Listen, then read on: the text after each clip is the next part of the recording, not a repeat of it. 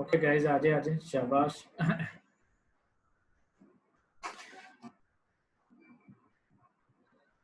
Okay guys, तो मैं क्या डिस्कस कर रहा था। बेसिकली मैं आपको बता रहा था कि डिफरेंट ऐसे कंपाइल टाइम पे तो गाइस हमें आइडिया हो ही नहीं सकता, जिस तरह मैंने डायग्राम के में बताया। तो उसमें हम क्या यूज कर लेते हैं, तो relocatable addresses operating system manage कर लेता है, जिसमें हम क्या कर लेते हैं, कोई ऑफसेट की वैल्यू यूज कर लेते हैं कि 14 byte from beginning of this module, इस तरह की चीजें होती हैं। और जब लिंकर और लोडर ने एक्चुअली प्रोग्राम आपके पास क्या करना है, आपके रैम के अंदर लोड करना है, तो फिर गाइस वो एक्चुअली एड्रेस होता है, जिसको आप क्या कहते हैं, एब्सोल्यूट एड्रेस भी कहते हैं या फिजिकल एड्रेस भी कहते हैं। वो आपके पास चीज आ जाती है, ठीक है। तो ये बेसिकली आपको बता रहा है कि डिफरेंट प्रोग्राम की लाइव स्टेजेस के अंदर ना डिफरेंट किस्म के आपके पास क्या होते हैं, एड्रेसेस होते हैं, नथिंग एल्स। और ये आपके पास डायग्राम, इसको मैंने क्लियर बता दिया। गाइस अब आगे चलते हैं। इस डायग्राम में क्या चीज शो हो रही है, इस डायग्राम में वो ये चीज बताना चाह रहा है मेमोरी मैनेजर क्या चीज है, ठीक है। मेमोरी मैनेजर क्या चीज है, मैनेजर डेफिनेटली जो किसी चीज को मैनेज करता है, ठीक है। किसको मैनेज करता है, आपके पास मेमोरी को। मेमोरी क्या, रैम। और इसी चैप्टर के अंदर ये पढ़ रहे हैं। वो कह रहे हैं the part of operating system का part that manage the memory hierarchy, जो कि मेमोरी को मैनेज करने के लिए। तो वो किस तरह मैनेज, कौन कौन से रिस्पॉन्सिबिलिटी करता है। वो कहता है कि which part of the memory is use, आप कौन सा पार्ट यूज कर सकते हैं, कौन सा नहीं कर सकते, ये मैनेजर ने बताना है ऑपरेटिंग सिस्टम के, ठीक है। तो कौन सी आप मेमोरी को एलोकेट कर सकते हैं, किसको आप डी एलोकेट कर सकते हैं, जब आपने स्वैपिंग परफॉर्म करनी है, ठीक है। मेमोरी से डिस्क में डाटा जा रहा है या स्वैपिंग हो रहा है, डिस्क से दोबारा मेमोरी में आ रहा है, तो उसको किस तरह मैनेज करना है, ये सारा आपके पास मेमोरी मैनेजर का काम है, ठीक है, जो कि ऑपरेटिंग सिस्टम का पार्ट है। तो बेसिकली ऑपरेटिंग सिस्टम ये रिस्पॉन्सिबिलिटीज परफॉर्म करना है। अब गाइस मैं आपको जो बात बताने लगा वो ये बात है कि बेसिकली गाइस आपके पास ये जो है ना, मेमोरी को मैनेज करना, मेमोरी को मैनेज करने के लिए सिर्फ स्पीड ही एक चीज इंपॉर्टेंट नहीं है। स्पीड से क्या मुराद है कि ये नहीं है कि बस उसका नाम क्या है, सीपीयू जो है वो क्विकली, ये जो आपके पास सीपीयू है ये क्विकली, उसका नाम क्या, रैम जो आपके पास ये है इसको एक्सेस करे, और एक्सेस करने के बाद जो भी डाटा इंस्ट्रक्शन को रीड करे और चीज़ों को एग्जीक्यूट करे। स्पीड एक है चीज़ कि ये जो इनकी आपस में हो रही है ना, चलो मैं इधर कलर चेंज करके बता देता हूँ। ये आपस में जो भी प्रोसेसिंग हो रही है, इधर से डाटा इधर जाना, इधर से डाटा वापस आना, ये स्पीड है, ये स्पीड है, ठीक है। ये तो एक कंसर्न है हमारा जब मेमोरी को आपने मैनेज करना है। डेफिनेटली ये स्पीड जितनी ज्यादा होगी, ठीक है, ये स्पीड जितनी ज्यादा होगी उतना ही अच्छा होगा, उतना ही कंप्यूटर आपका फास्ट रन होगा, प्रोग्राम जल्दी होंगे, जॉब जल्दी एग्जीक्यूट होगी। ये हमारा एक कंसर्न है, लेकिन सिर्फ यही कंसर्न नहीं है, इसके अलावा और बड़ी क्या है, रीलोकेशन। रीलोकेशन अभी इस पर डिटेल से बात करेंगे। इससे मुराद है कि रैम के अंदर आपने कौन सी जगह पे डाटा इंस्ट्रक्शन को स्टोर करना है। आप कुछ उस जगह पे तो नहीं करेंगे जिधर ऑलरेडी डाटा पड़ा हुआ है, और अगर ऑलरेडी डाटा पड़ा हुआ है तो वो तो फिर ओवरराइट हो जाएगा, ठीक है। इस तरह का तो नहीं चीज है। दूसरा क्या, आपने प्रोटेक्शन प्रोवाइड करना। प्रोटेक्शन क्या चीज है गाइस, प्रोटेक्शन बेसिकली है कि फॉर एग्जांपल जिस तरह मैंने पहले भी बात की थी, एक प्रोसेस है, अगर वो ये मेमोरी का पोर्शन यूज कर रहा है ना, तो वो किसी दूसरे प्रोसेस का मेमोरी का पोर्शन ना यूज कर सके, इसकी भी प्रोटेक्शन करना, ये भी हमारी मेमोरी मैनेजमेंट के अंदर बड़ी एक अहम रिक्वायरमेंट है, ठीक है। इसी तरह शेयरिंग परफॉर्म करना या फिजिकल मेमोरी ऑर्गेनाइजेशन है उनको किस तरह मैनेज करना, ठीक है। तो स्पीड के अलावा भी हमारे पास काफी चीजें हैं। अब थोड़ा सा जो मैं बात करूंगा ना, वो मैं रीलोकेशन और प्रोटेक्शन के परस्पेक्टिव से बात करूंगा, ये क्या कंसेप्ट है, ठीक है। इसको किस तरह फिर आपका ऑपरेटिंग सिस्टम डील करता है, प्रॉब्लम्स क्या है और इसको किस तरह डील किया जाता है। तो फर्स्ट ऑफ ऑल रीलोकेशन की बात करेंगे। रीलोकेशन गाइस कुछ भी नहीं है, रीलोकेशन आसान वर्डिंग के अंदर फिर दोबारा बता दूं कि आपने रैम के अंदर कौन से पोर्शन पे डाटा को स्टोर करना है। अब इधर वो स्टेटमेंट में कह रहे हैं the program does not know where the program will be placed in memory, ठीक है। आपको तो आपने तो सिंपल, मैंने प्रोग्राम लिखा विक्टोरिया का रन किया, मुझे तो इससे गर्ज ही नहीं है कि मेमोरी में कहाँ पे स्टोर हो रहा है। बेशक मैंने उसमें 50 वेरिएबल प्रोग्राम के अंदर डिक्लेयर किए हुए हैं, क्योंकि हमने responsibility they the operating system को, वो इस चीज़ को मैनेज करेगा, ठीक है, कहाँ पे स्टोर करना है, और डाटा जब स्वैप इन हो रहा है डिस्क से, जब स्वैप आउट हो रहा है तो फिर उसका नाम क्या, उसको कहाँ कहाँ पे प्लेस करना है। ये सारी जो मैकेनिज्म है इसको रीलोकेशन कहा जाता है, ठीक है, कि किस तरह आपने रीलोकेट किया जब स्वैप इन स्वैप आउट के केस में, और आसान वर्ड के अंदर आपने रैम के अंदर डाटा को कहाँ पे प्लेस करना है, ये आपके पास रीलोकेशन है। अब रीलोकेशन के अंदर गैस प्रॉब्लम क्या आती है, ठीक है, इसको थोड़ा सा देख लेते हैं, ठीक है, कि किस तरह मेमोरी रेफरेंसेस आप पास कर सकते हैं। उस प्रॉब्लम को गाइस अंडरस्टैंड करने के लिए ना आपको ना राइट कॉर्नर पे ना एक डायग्राम नजर आ रही होगी, ठीक है। इसमें क्या हो रहा है बेसिकली, ये आपकी रैम को रिप्रेजेंट कर रहा है, ठीक है। और रैम के अंदर कुछ जो पोर्शन है उन्होंने क्या किया है, आपके ऑपरेटिंग सिस्टम को एलोकेट किया है, ठीक है।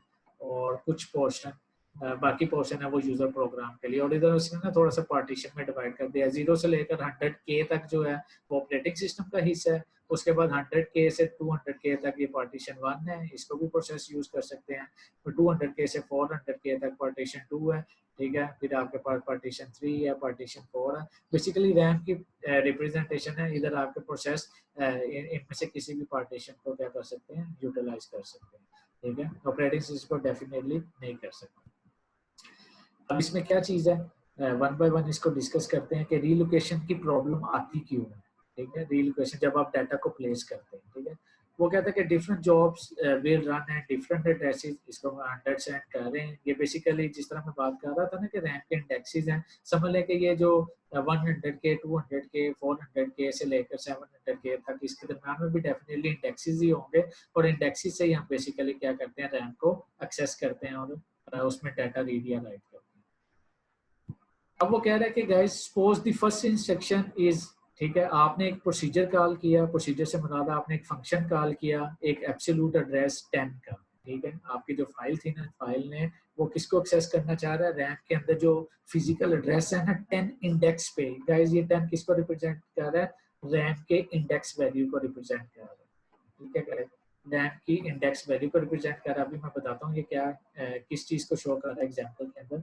तो अगर एक आपने फंक्शन लिखा, वो इस एड्रेस को फॉर एग्जांपल कॉल कर रहा है ना, इससे भला क्या होगा गाइस, इससे ये होगा कि अगर आप ये इस एग्जांपल के अंदर देखें ना, तो 10 इंडेक्स कहाँ पे है, 0 से लेकर 100K तक तो आपके पास ऑपरेटिंग सिस्टम है। तो 10 इंडेक्स गाइस आपके पास डेफिनेटली इस पार्टीशन के अंदर ही है। फॉर एग्जांपल मैं कहता हूँ 0 से बिल्कुल ही थोड़ा सा ऊपर ही आपके पास 10 इंडेक्स। तो गाइस ये जब आपका यूजर प्रोग्राम ये 10 इंडेक्स को क्या करेगा, चले मैंने अरेज कर दिया इसको, ये 10 इंडेक्स है, इसको क्या करेगा, एक्सेस करेगा ना, तो क्या होगा, इससे क्या प्रॉब्लम है, ठीक है। उसको थोड़ा सा देख लेते हैं। आपकी कॉल कहाँ पे जाएगी, the call will jump inside the operating system. Call आपके पास कहाँ पे चलेगी, हाँ जी, रन टाइम एरर आ गया, ऑपरेटिंग सिस्टम के पास चलेगी।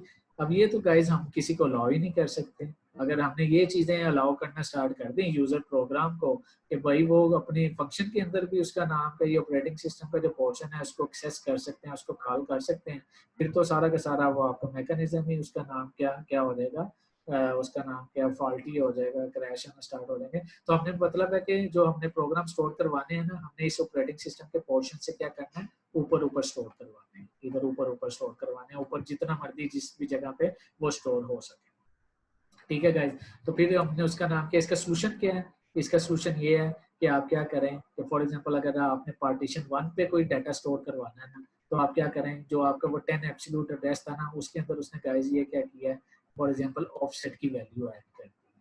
क्या कर दी है, इधर मैं लिख भी रहा हूँ, ऑफसेट की वैल्यू ऐड कर दी। कि यार अगर आपने ये चीज करते हैं ना, तो हमेशा आपका जो डाटा है ना वो पार्टीशन 1 के अंदर ही जाके क्या होगा, स्टोर होगा, या आप उसी को एक्सेस करेंगे। क्योंकि 100K क्या है, 100K ये है, 100K से आगे अब आप जितना जाते जाएंगे, ठीक है, आपके पास क्या आता जाएगा, आप पार्टीशन 1 के अंदर ही, ठीक है। 100K प्लस 10 है, तो आप इस पार्टीशन के अंदर डाटा स्टोर कर सकेंगे, ठीक है, या रीड या राइट कर सकेंगे, जो भी आपने चीज परफॉर्म करनी है। लेकिन अगर आप कहते हैं कि नहीं मैं पार्टीशन 2 पे करना चाह रहा हूँ चीज़ों को स्टोर या स्टोर, तो आप पार्टीशन 2 के अंदर भी ये चीज़ कर सकते हैं। फिर आप ये करेंगे, आप ये ऑफसेट ऐड करेंगे, ठीक है, ये ऑफसेट ऐड करेंगे तो आप इधर पहुंच जाएंगे, इस पोर्शन पे पहुंच जाएंगे, तो आप इसको ऐड कर सकेंगे। तो इस तरह ऑपरेटिंग सिस्टम चीज़ थोड़ा सा रीलोकेशन को परफॉर्म करता है, ताकि हम क्या किसको एक्सेस ना कर सकें, हम ये ऑपरेटिंग सिस्टम वाले पोर्शन को एक्सेस ना कर सके। हमेशा यूजर जो है जो अवेलेबल पार्टीशन हैं उसको क्या कर सके, यूटिलाइज कर सके, ठीक है। तो इसमें क्या किया मैंने, आगे भी स्लाइड में वो बता रहे हैं, ये बेसिकली रीलोकेशन प्रॉब्लम ही थी कि आप ऑपरेटिंग सिस्टम को ना कर सकें। इसका सोल्यूशन यही था कि हम ऑफसेट की वैल्यू को क्या कर रहे हैं, ऐड कर रहे हैं, ठीक है। ये offset add the offset value to each address, ठीक है, तो आपने वो कर दिया। ये offset depend on the partition है, अगर पार्टीशन 1 पे करना है तो आप 100K का कर लें, पार्टीशन 2 पे करना है 200K का कर लें।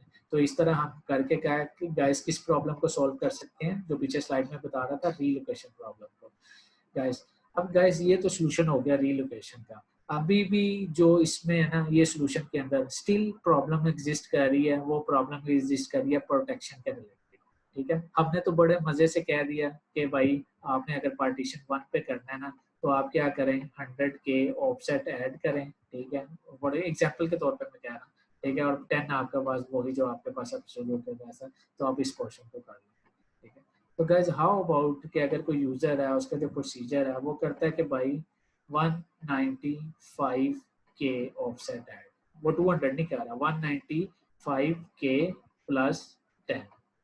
अब इससे क्या होगा, इससे क्या होगा कि पार्टीशन और अपनी तरफ से उसने ऑफसेट भी इससे लेस ही किया है। ठीक है, और ये जब ओवरऑल चीज बनी है, ओवरऑल चीज बनी है, तो वो पॉइंट करने लग पड़ी है 200 से अबव। फॉर एग्जांपल इधर पॉइंट करने लग पड़ी है, क्योंकि ये कितना बन रहा है, ये 205 बन रहा है। ठीक है, वो तो इसको रिप्रेजेंट करने लग पड़ी है। और ठीक है, तो इसमें समझाने का आपको क्या पर्पज है, आपने रीलोकेशन तो कर दी बाय यूजिंग ऑफसेट। ठीक है, ऑफसेट की वैल्यू को डाल के, लेकिन अब प्रोटेक्शन फिर भी स्टिल हमारे पास नहीं आ रही। ठीक है, एक जो प्रोसेस है वो दूसरे प्रोसेस की, इधर मैं कह सकता हूँ कि ऑलरेडी कोई पार्टीशन 2 पे प्रोसेस था। ठीक है, और पार्टीशन 1 वाला जो प्रोसेस था उसने भी इसको एक्सेस कर लिया। अब उसमें वो रीड या राइट वाला ऑपरेशन परफॉर्म करता है, तो सारा फिर डाटा इनकंसिस्टेंसी आएगी, सारे की सारी चीजें इनवैलिड हो जाएंगी। तो इसका मतलब है कि ये ऑफसेट वाला सोल्यूशन रीलोकेशन के लिए तो ठीक है। ठीक है, कि आपने कहाँ पे करना है, ये आपको प्रोटेक्शन नहीं प्रोवाइड कर रहा। प्रोटेक्शन के लिए हमें क्या करना पड़ेगा, कुछ और मैकेनिज्म अडॉप्ट करना पड़ेगा, ताकि एक प्रोसेस अगर ये इस पार्टीशन के अंदर है, वो किसी और कोई दूसरा प्रोसेस इस पार्टीशन के अंदर है, वो उसकी मेमोरी को ना तो एक्सेस कर सके, ना ही ओवरराइट कर सके, ना ही अपडेट कर सके, ताकि चीजों के अंदर क्या हो, कंसिस्टेंसी हो। ठीक है गाइस, तो आप देख लेते हैं कि प्रोटेक्शन को आप किस तरह अचीव कर सकते हैं, क्योंकि इसमें भी स्टिल प्रॉब्लम है। तो हमें अपना जो कोड है, जो अपना वो चीज़ें उसको प्रोटेक्ट करना पड़ेगा। तो इसके लिए गाइस हम क्या करेंगे, हम बेसिकली प्रोटेक्शन के लिए, प्रोटेक्शन भी क्योंकि हमारी रिक्वायरमेंट है रिलोकेशन के साथ साथ, process should not be able, protection क्या है, इसकी डेफिनेशन क्या है, ये आपके पास है। Processes should not be able, वो इस काबिल नहीं होने चाहिए, to reference memory location in another purpose. ठीक है, परमिशन के अलावा उसको एक्सेस करें, यही प्रोटेक्शन है आपके पास। ठीक है, और कंपाइल टाइम पे हमें पता था कि हमारे पास फिजिकल एड्रेस तो आ नहीं सकता, तो फिर हम प्रोटेक्शन किस तरह प्रोवाइड कर सकते हैं। तो गाइस इसका एक यही हल है कि हम कोई ऐसा मैकेनिज्म अडॉप्ट करें, ऑपरेटिंग सिस्टम, जो कि रन टाइम पे इस चीज़ को डिसाइड करे कि आपके पास जब आपने उसका नाम क्या, प्रोग्राम स्टोर करवाना है। ठीक है, तो रन टाइम पे कौन सी रैम के अंदर जगह अवेलेबल है, और कहाँ पे जाके आप, ताकि आपके कोई डाटा इनकंसिस्टेंसी वगैरह ना चीज़ है। ठीक है, तो इस पर्सपेक्टिव से वो ये चीज़ बात कर रहा है। तो अब हम प्रोटेक्शन के रिलेटेड थोड़ा सा सोल्यूशन देखते हैं कि प्रोटेक्शन हम किस तरह कर सकते हैं। तो गाइज बिल्कुल एक सिंपल सा सोल्यूशन है। हम दो जो रजिस्टर्स की वैल्यूज है ना, दो रजिस्टर्स है, सोल्यूशन क्या है इसका, एक हमने दो रजिस्टर कंसीडर किए हैं, एक बेस रजिस्टर है और एक लिमिट रजिस्टर। ये बेसिकली हार्डवेयर सोल्यूशन है। ठीक है, जिसकी मदद से हम करेंगे। आगे मैं अभी आपको ना डिटेल के साथ इसका बताता हूँ क्या मैं बात करना चाहता हूँ। बेस रजिस्टर्स क्या है, बेस रजिस्टर ये है, base register basically guys point करता है कि आपका जो एक प्रोसेस है ना, उसने उसका जो मेमोरी एक्सेस करने का स्टार्टिंग एड्रेस किया है। ठीक है, स्टार्टिंग एड्रेस को ये रिप्रेजेंट कर रहा है। ठीक है, और लिमिटेड रजिस्टर क्या रिप्रेजेंट कर रहा है, लिमिटेड रजिस्टर के अंदर ये वैल्यू होगी कि उस प्रोसेस की ना किसी भी मेमोरी को एक्सेस करने की जो टोटल लेंथ है ना, वो क्या चीज होगी। ठीक है, वो इस चीज को क्या करेगा, वो करेगा। ठीक है, तो इस चीज को देखते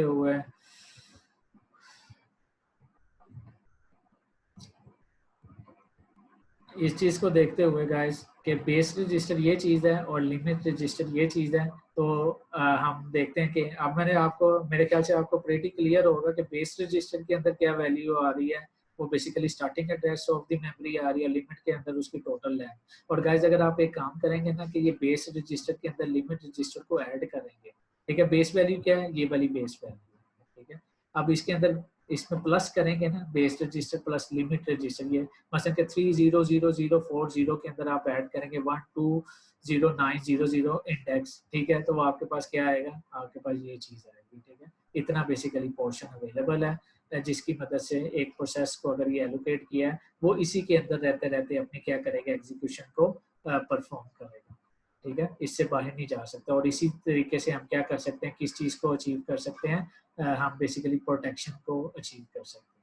ठीक है गाइस, तो इसको हम थोड़ा सा, अगर नहीं भी अभी भी आपको नहीं ज़्यादा आइडिया क्लियर हुआ, तो हम उसका नाम क्या, इसको ना डायग्राम के जरिए देख लेते हैं, इसमें उसके जरिए ना आपको ये ज़्यादा क्लियर हो जाएगा। डायग्राम बेस रजिस्टर है, स्टार्टिंग एड्रेस है, पढ़ लीजिएगा। Limit register length of the partition है, ठीक है। जब हमने मैकेनिज्म अडॉप्ट करना है, ठीक है, ये फॉर एग्जांपल ये वाला, तो हम उसमें क्या करते हैं कि जो बेस अपना जो एड्रेस है ना जो सीपीयू ने जनरेट किया है, उसके अंदर बेस रजिस्टर की वैल्यू को ऐड कर देते हैं। ऐड करने के बाद चेक करते हैं कि वो कहीं उसकी लिमिट से तो नहीं एक्सीड किया। अगर लिमिट से एक्सीड नहीं किया तो हम उसको मेमोरी के अंदर इजाजत दे देते हैं कि वो रीड राइट ऑपरेशन जो भी उसने करना है वो कर सकता है, ठीक है। अब इसमें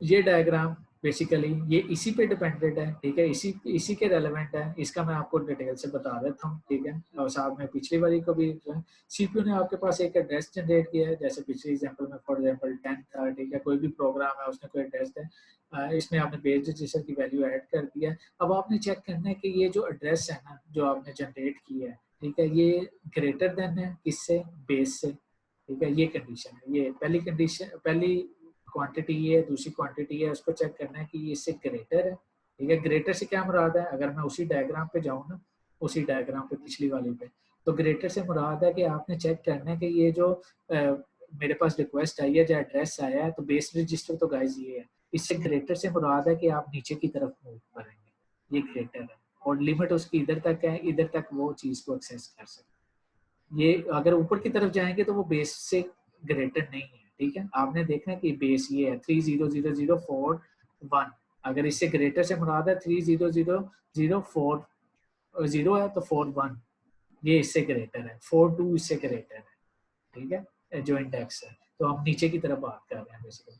तो वो कह रहा है कि अगर तो, फिर मैं दोबारा जा रहा हूँ अगली स्लाइड पे, वो कह रहा है कि अगर तो ये बेहतर है ना, कि क्या बेहतर है, मसलन कि सीपीयू का जो एड्रेस है वो बेस जो रजिस्टर है उसकी वैल्यू से ग्रेटर है, फिर तो वेल एंड गुड है, ठीक है। फिर मैं आगे बताता हूँ क्या करना है। लेकिन अगर इससे लेस है ना, 9 में आता है ना, तो फिर आपके पास गाइस एक एरर आएगा ऑपरेटिंग सिस्टम का कि आप उस चीज को एक्सेस करना चाह रहे हैं जिसका बेसिकली क्या है कि आपके पास अथॉरिटी नहीं है। जुल्करनैन कह रहा है कि सर बेस पॉइंटर तक रैम ऑलरेडी फुल है। हाँ जी, इस तरह कह लें, इस पे कह लें फुल है, ठीक है। जो बेसिकली ना ये गाइस ऑपरेटिंग सिस्टम कह रहा है कि वो प्रोसेसर को कह रहा है कि आपने यार रैम, क्योंकि ऑपरेटिंग सिस्टम ने करना है ना, यूजर तो इस चीज को कर ही नहीं रहा, कि आपने रैम यूज करनी है ना, तो आपके पास ये भाई ये जगह है अवेलेबल, इसमें आप जो मर्जी करो, ठीक है, डिलीट करो, राइट करो, ठीक है, रीड करो, ये आपके पास ये जगह है अब आपके पास बेस रजिस्टर है जी। बेस की अब वो पहली कंडीशन चेक कर रहा है कि जब आपने किसी भी मेमोरी को एक्सेस करना है ना, तो उसकी जो बेस वैल्यू है ना, जो जिसको आप एक्सेस कर रहे हैं, वो या ये 40 के इक्वल होनी चाहिए या इससे ग्रेटर होनी चाहिए, ताकि आप इस चीज को करें, ठीक है। आप इस चीज को ना, पीछे वाली चीज को ना कंसीडर करें, ठीक है। पहली कंडीशन में वो पीछे वाली को नहीं कर रहा, अब अगली कंडीशन में ये आप देखेंगे तो वो आगे वाली को रिस्ट्रिक्ट करेगा। वो आगे वाली को किस तरह रिस्ट्रिक्ट करेगा, अगर तो ये कंडीशन फॉल्स है ना, तो फिर तो ऑपरेटिंग सिस्टम एरर देगा आपको। अगर वो उसका सीपीयू का जो एड्रेस है बेस कंडीशन से ज्यादा है, ठीक है, जिस तरह मैंने बताया, और ज्यादा होना भी चाहिए ताकि पीछे वाले पोर्शन को इग्नोर किया जा सके, फिर वो क्या करेगा, उस एड्रेस को फर्दर चेक करेगा क्या वो लेस देन है किससे, बेस प्लस लिमिट से, बेस प्लस लिमिट के रजिस्टर से लेस है। इससे क्या मुराद है, इससे मुराद, मैं फिर दोबारा उसी डायग्राम पे जा रहा हूँ, इससे मुराद ये है कि बेस प्लस, अगर लिमिट को मैंने कहा था आप ऐड करेंगे ना, तो आपके पास ये इंडेक्स बनता है, ये चीज बनता है, ठीक है। अब हमने इस पोर्शन को इग्नोर करना है। पिछली कंडीशन में हमने इस पोर्शन को इग्नोर किया था कि आपका जो बेस है एड्रेस है उसके इक्वल या उससे ज्यादा हो, और फिर आपने लिमिट चेक करनी है कि जो आपका वो एड्रेस है वो इससे लेस होना चाहिए, ये 40 से हमेशा, ताकि वो यूजर जो प्रोसेस है वो सिर्फ इधर इधर ही अपना प्ले कर सके इस पोर्शन पे, ठीक है, इधर इधर ही उस पर प्ले कर सके। तो उसमें वो चेक कर रहा है, ठीक है, दोबारा उसी पे डायग्राम पे जा रहा हूँ। क्या चेक कर रहा है, वो चेक कर रहा है कि भाई उससे लेस है, अगर तो उससे लेस है, ठीक है, फिर तो वेल एंड गुड है, फिर तो वो मेमोरी के उस पोर्शन को एक्सेस कर लेगा जो जिसकी इसको अथॉरिटी दी गई थी, ऑपरेटिंग सिस्टम ने दी थी, और उधर उधर अपनी एग्जीक्यूशन परफॉर्म करने लग पड़ेगा। ना तो वो ऊपर वाले प्रोसेस को डिस्टर्ब करेगा, ना ही उससे ज्यादा वाले को। और अगर नहीं है तो फिर आपका ऑपरेटिंग सिस्टम आपको एरर दे देगा कि भाई आप रैम का वो पोर्शन एक्सेस करना चाह रहे हैं जिसके लिए आपको अथॉरिटी नहीं दी गई, ठीक है। तो फिर तो गाइज ये जो मैकेनिज्म है ना हार्डवेयर बेस प्लस रजिस्टर की मदद से हम क्या कर रहे हैं, किस चीज को अचीव कर रहे हैं गाइज, प्रोटेक्शन को अचीव कर रहे हैं। अगर आप ये मैकेनिज्म में अडॉप्ट करेंगे ना, तो आप प्रोटेक्शन अचीव कर पाएंगे, ठीक है, इसको पढ़िएगा, अच्छे तरीके से अंडरस्टैंड करने की कोशिश कीजिएगा। पिछली स्लाइड भी मैंने डिटेल से एक्सप्लेन कर दी है कि प्रोटेक्शन किस तरह होगी, रीलोकेशन का भी मैंने बता दिया है, और प्रोटेक्शन अचीव किस तरह होती है इस डायग्राम का भी बता दिया। अभी तो कोई कन्फ्यूजन तो नहीं है? अगर कन्फ्यूजन नहीं है तो चैट बॉक्स में काइंडली क्लियर लिख दें, ताकि मुझे पता लग जाए कि आप लोग अटेंटिव भी हैं और उसका नाम क्या चीज़ें पिक भी कर रहे हैं।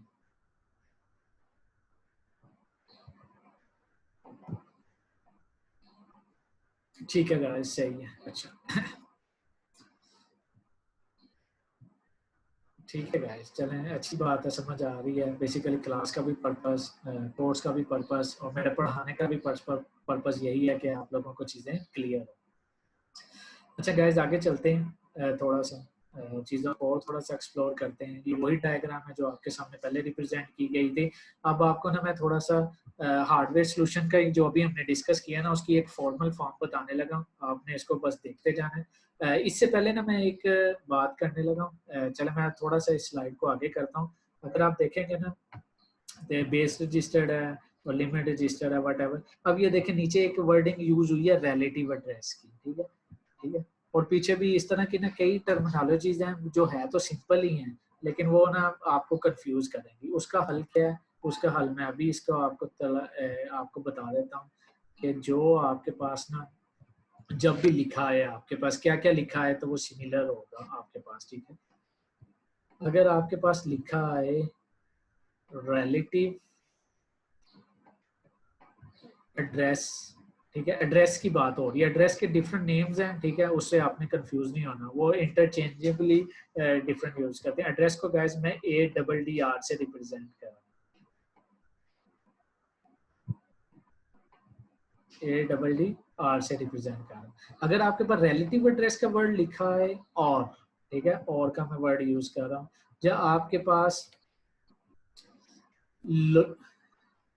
एक मिनट गाइस,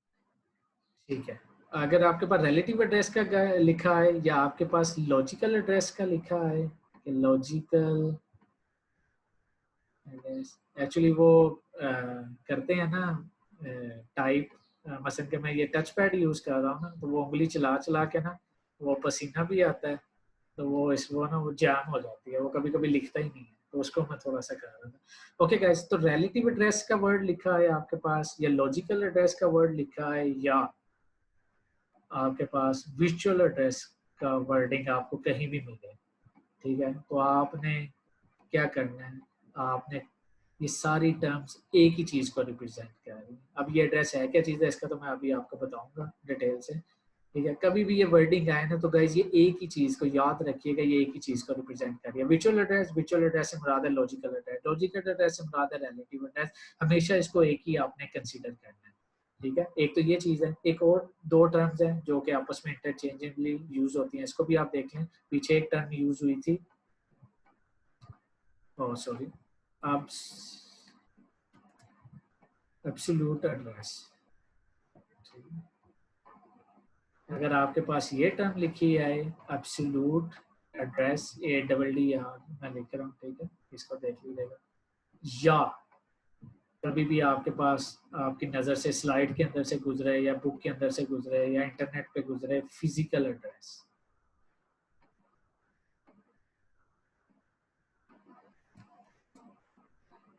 फिजिकल एड्रेस, तो गाइज आपने समझ जाना है ये दोनों सेम चीजें हैं, ठीक है, याद रखिएगा, ठीक है। एब्सोल्यूट एड्रेस की कभी भी बात हो, जिस तरह पिछले भी एड्रेस में कह रहा था, फिजिकल एड्रेस जो कि एग्जैक्टली बताता है कि रैम के अंदर कहाँ पे जगह है, ये फिजिकल एड्रेस है, ठीक है। चलें इसका थोड़ा मैं बता देता हूँ। एब्सोल्यूट एड्रेस या फिजिकल एड्रेस जब भी टर्म है, इसका मतलब है एग्जैक्टली रैम के अंदर कहाँ पे डाटा स्टोर होना है, ये आप फिजिकल एड्रेस को रिप्रेजेंट करता है।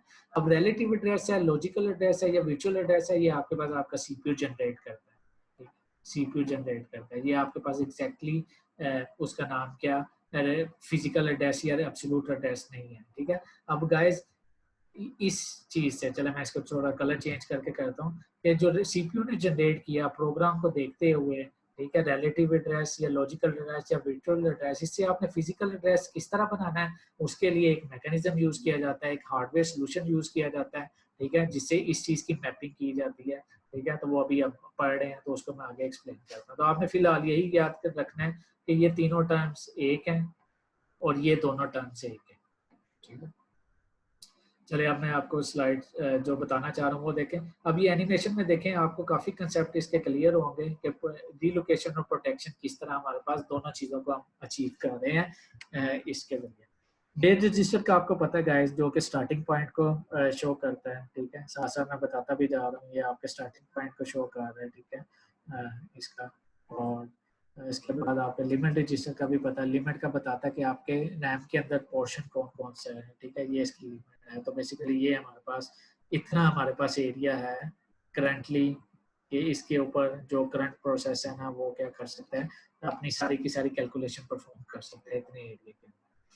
ठीक है गाइस, तो अब उसका नाम क्या गाइस, रिलेटिव एड्रेस नीचे उसने लिखा है जो कि आपके सीपीयू ने जनरेट किया। ठीक है, ये वर्चुअल एड्रेस है या लॉजिकल एड्रेस है। इसको आपने ऐड करना है किसके अंदर, बेस रजिस्टर के अंदर। इस चीज़ के अंदर आप ऐड करते हैं। ठीक है, ऐड करने के बाद देखते हैं क्या ये वैल्यू इस जो पार्टीशन है, क्योंकि हमारे पास जो पोर्शन मिला था वो हमारे पास क्या पोर्शन मिला है इस एग्जाम्पल के अंदर, वो हमारे पास ये पोर्शन। ठीक है, तो आपने चेक करना है कि भाई ये जो कंडीशन है। ठीक है, बेस प्लस ऐड किया, फिर आपने चेक करना है जिस तरह पिछली स्लाइड में भी किया था, बेस रजिस्टर से ज़्यादा है, ज़्यादा से मुराद है कि इससे अबव भी है। क्योंकि हमने किस चीज़ को बेसिकली इग्नोर करना है, हमने इस चीज़ को बेसिकली इग्नोर करना है और ये वाली चीज़ को बेसिकली इग्नोर करना है। ठीक है, बेस रजिस्टर से अबव भी है। ठीक है, अबव भी है, तो चलो बड़ी अच्छी बात है कि अगर अबव भी है। ठीक है, और फिर हमने अगर ये चीज़ कर लेते हैं। ठीक है, फिर हमने लिमिट का चेक करना है कि ये लिमिट से तो लेस ही है ना, ये नीचे नीचे ही है। ठीक है, लिमिट से तो लेस ही है, तो इस चीज़ को थोड़ा सा मेक श्योर करना।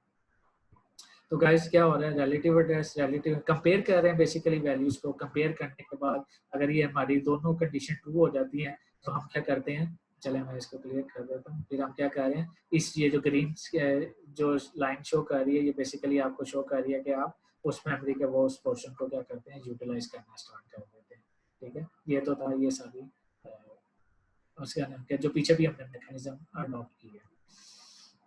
ठीक है गाइस, अब ये गाइस हमारे पास क्या आ गया, एब्सोल्यूट एड्रेस आ गया। पीछे सीपीयू ने जो जनरेट किया था वो रिलेटिव एड्रेस है गाइस। एब्सोल्यूट एड्रेस के पार्टीशन जो रैम के अंदर ना इधर जाके आपके पास डाटा स्टोर हो रहा है। ठीक है, आगे आपके पास गाइस एडिशन और कंपैरिजन हमें परफॉर्म करना पड़ता है। अब हमने रीलोकेट भी इस एग्जांपल में कर लिया है और प्रोटेक्शन भी कर लिया है कि इस पार्टीशन से आगे ना निकल सके चीज।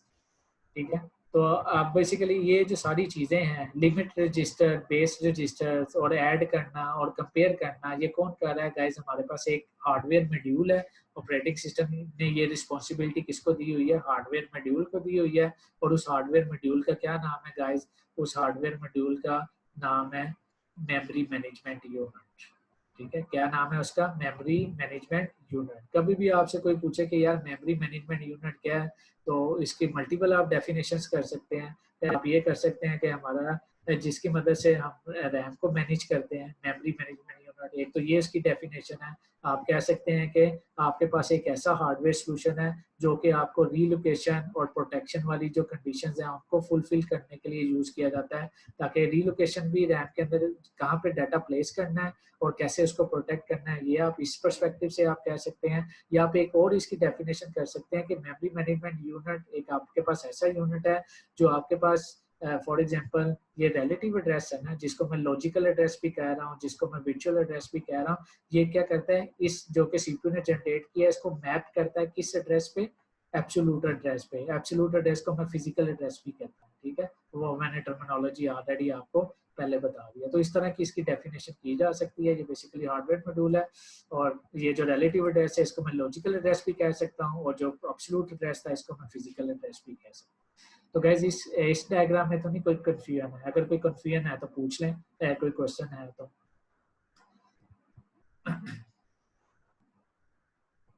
क्लियर है ये चीज, क्लियर है तो मैं आगे चलता हूँ।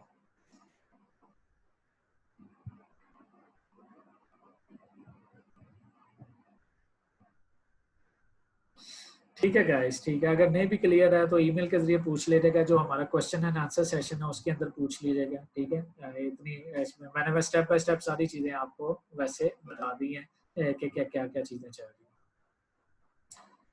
ठीक है उज़ैफ़ा, ठीक है, चलें ज़बरदस्त है, ठीक है, सही है, सही।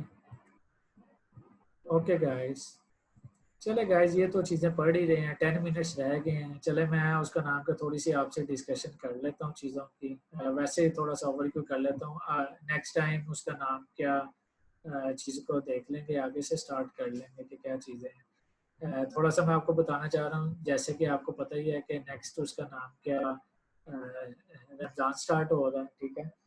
तो कोशिश कीजिएगा कि उसका नाम क्या फिर पंक्चुअली रहिएगा चीज़ों को। हमारी वैसे तो 2 क्लासेस हैं वीक के अंदर, एक तो होगी हमारी 1:45 पे ट्यूसडे वाला दिन, उसमें तो कोई इश्यू नहीं है कि आप उसका नाम क्या सैरी करके आप सोते भी हैं, तो आप उसका नाम क्या क्या करेंगे कि उतने टाइम तक बंदा उठ ही जाता है, नींद भी पूरी हो जाती है, व्हाटएवर। वो डिपेंड करता है कि आप रात को कितने बजे सोए हैं। और दूसरी जो बात है जो हमारा ये लेक्चर है जुम्मे वाला दिन वो होता है 10:15 पे। इसमें शायद मुझे लग रहा है कि आप लोग थोड़ा-सा लेज़ीनेस दिखाएँगे कि सैरी करके सोए हैं तो फिर आपके लिए थोड़ा-सा डिफ़िकल्ट होगा। तो जो तो स्टूडेंट गाइज़ इंटरेस्टेड हैं वो तो आराम से उसका नाम क्या चीज़ों को जिस तरह अभी चल रही हैं अटेंड कीजिएगा, लेक्चर अटेंड करके अगर आगे कोई और लेक्चर नहीं है तो बंदा फिर भी रेस्ट कर सकता है या आपकी मल्टीपल क्लासेस हैं फिर तो उठना ही पड़ेगा। दूसरी पॉसिबिलिटी ये है कि गाइज़ अब रिकॉर्ड तो हो ही रहे हैं लेक्चर, ठीक है? दोनों पोर्शन होते हैं, एक पोर्शन मैं फर्स्ट क्लास के अंदर रिकॉर्ड करता हूँ, दूसरा पोर्शन मैं आपकी क्लास के अंदर रिकॉर्ड करता हूँ। तो जो ओवरऑल लेक्चर होता है वो तो मैं अपलोड कर देता हूँ आपके ना उस पे, ठीक है? तो फिर उसको देख लीजिएगा, उसको भी पढ़ लीजिएगा। अगर उसमें कोई कन्फ्यूजन है तो ईमेल के ज़रिए या क्वेश्चन एंड आंसर सेशन का मुझे बता दीजिएगा, उसमें पूछ लेंगे, ठीक है? लेकिन मेरा कहने का पर्पज़ ये है कि आप लोगों ने लेज़ी नहीं होना, चीज़ों को उसी तरह एक्टिवली करना है चीज़ें, ठीक है? क्योंकि ये इम्पोर्टेंट चीज़ें हैं और चीज़ों को अपने वक़्त को ज़ाया नहीं करना क्योंकि अब बार-बार तो नहीं उसका नाम क्या आपको ये कोई इस तरह के कोर्सेज़ पढ़ाए जाएँगे। ये वन टाइम ही होता है जितना आप उससे ज़्यादा से ज़्यादा कर सकें। अब्दुल्ला अशरफ कह रहा है कि सर टाइम टेबल नहीं चेंज होगा फॉर रमज़ान। तो गाइज़ टाइम टेबल जो हमारी एक मीटिंग हुई थी उसके अंदर चेंज होगा थोड़ा-सा, लेकिन वो इतना कोई ख़ास नहीं है। वो मसलन कि जिधर आपकी 1.5 घंटे की क्लास थी वो आपकी सवा घंटे की हो जाएगी, 1 घंटे 15 मिनट की और होपफुली वो आपको आज शेयर हो भी जाएगा आपके पास टाइम टेबल। व्हाटएवर जो भी टाइम टेबल होगा उसके मुताबिक ही हमने चीज़ों को करना होगा। उसमें उन्होंने टाइम टेबल कुछ इस तरह का रखा है कि उन्होंने थोड़ा-सा ज़ोहर का टाइम लाज़मी दिया है आपकी क्लासेस के आगे-पीछे करते हुए और जो ओवरऑल क्लासेस हैं मेरे ख्याल से वो 4 पीएम तक मेरे ख्याल से खत्म करेंगे ताकि फिर असर का भी टाइम हो सके और बाकी चीज़ें भी एग्ज़ीक्यूट हो सकें।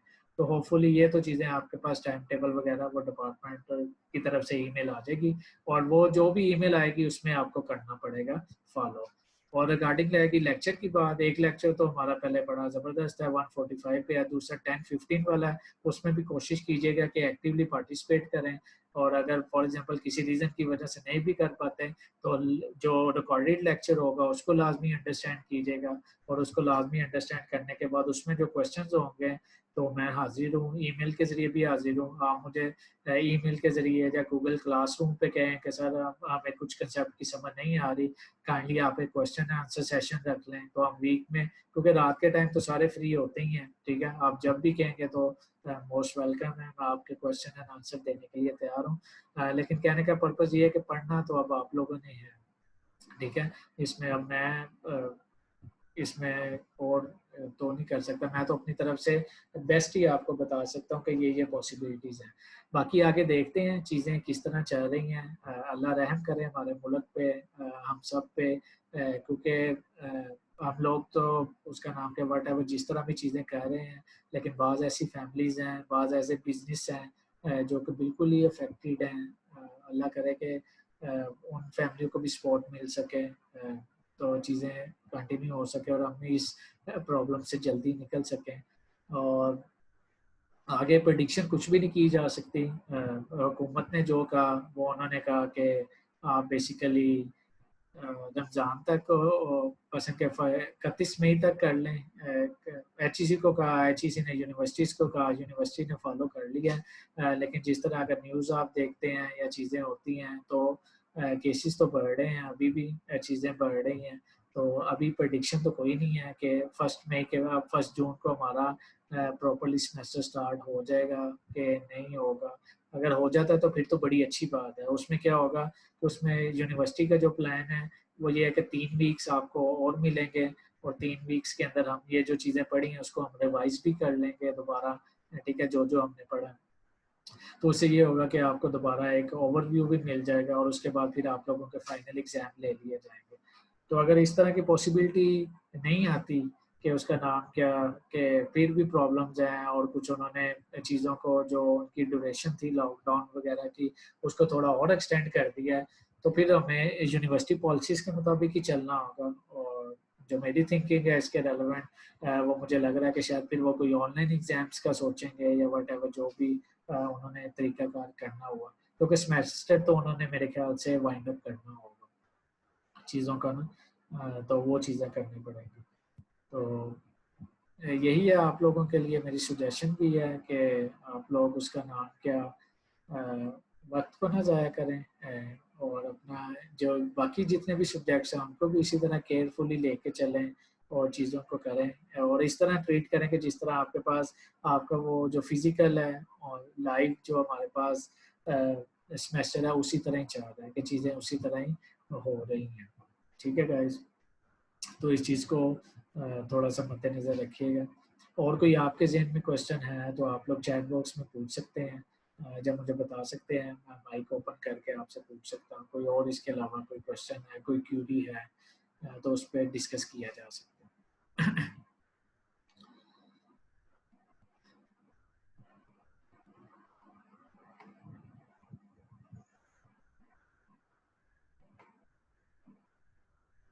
चले गाइस, मुझे नहीं लग रहा कि आपके एंड पे कोई क्यूरी है, तो इधर ही मैं लेक्चर को वाइंड अप कर रहा हूँ। इंशाल्लाह नेक्स्ट टाइम हम इसी पोर्शन से दोबारा स्टार्ट करेंगे, इसी स्लाइड से दोबारा स्टार्ट करेंगे। Wish you good luck, stay safe रहें, दुआ में याद रखें, इबादत करें ज़्यादा से ज़्यादा, और सबके लिए दुआ करें। और चलें ठीक है, थैंक यू सो मच, अल्लाह हाफिज़।